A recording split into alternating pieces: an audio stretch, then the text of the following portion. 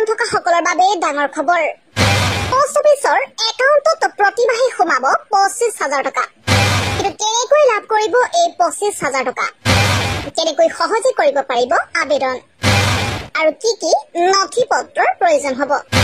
জনাইছো সবিশেষ ভিডিঅ'টা শেয়াৰ কৰি আনক চোৱাৰ সুযোগ কৰি দিয়ক আজি আমি আপোনালোকৰ লগত এনে এখন আঁচনিৰ বিষয়ে আলোচনা কৰিম যেটো আঁচনিত যদি আপুনি কেইটামান টকা বিনিয়োগ কৰে তেনেহলে কেইবছৰ মানৰ পিছতে বিপুল পৰিমাণৰ ধন ঘূৰাই পাব পোষ্ট অফিচ আঁচনিৰ বিষয়ে সকলোৱে জানে বা বিশ্বাস কৰে আজি আমি এই প্ৰতিবেদনত এখন পোষ্ট অফিচ আঁচনিৰ বিষয়ে ক'বলৈ গৈ আছো য'ত কেইটকামান টকা বিনিয়োগ কৰিলে বা কেইটামান টকা বিনিয়োগ কৰি আপুনি প্ৰতিমাহে 25,000 কৈ টকা পাব পোষ্ট অফিচত আঁচনি বহু আছে ডাকঘৰৰ ফিক্স ডিপোজিট আঁচনি ডাকঘৰ PLI আঁচনি এনেকা বহু আঁচনি আছে কিন্তু আজি আমি যি আঁচনিৰ বিষয়ে ক'বলৈ গৈ আছো সেই আঁচনিটো এইকেইটা আঁচনিতকৈ বেলেগ ধৰণৰ কাৰণ এইটো আঁচনি যদি আপুনি মাত্ৰ কেইটামান টকা বিনিয়োগ কৰে তেনেহলে প্ৰতিমাহে 25,000 টকাকৈ লাভ কৰিব জ্যেষ্ঠ নাগৰিক সঞ্চয় আঁচনি ইয়াৰ অধীনত আপোনাৰ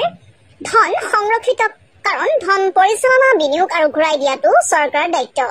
জ্যেষ্ঠ নাগৰিকৰ প্ৰয়োজনীয়তাক মনত ৰাখি চৰকাৰে এই আঁচনিখন প্ৰস্তুত কৰিছে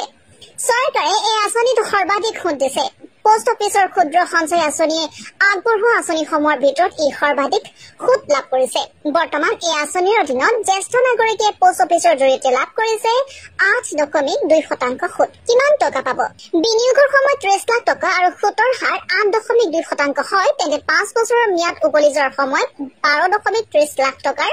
সুদ মুঠ 42.30 লাখ টকা পাব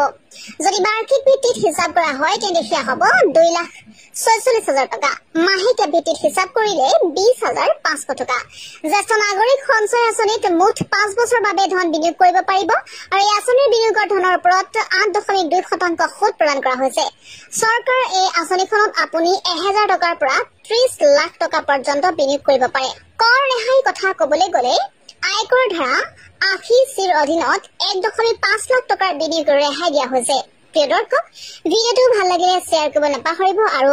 শ্বেয়াৰ কৰি আনক চোৱাৰ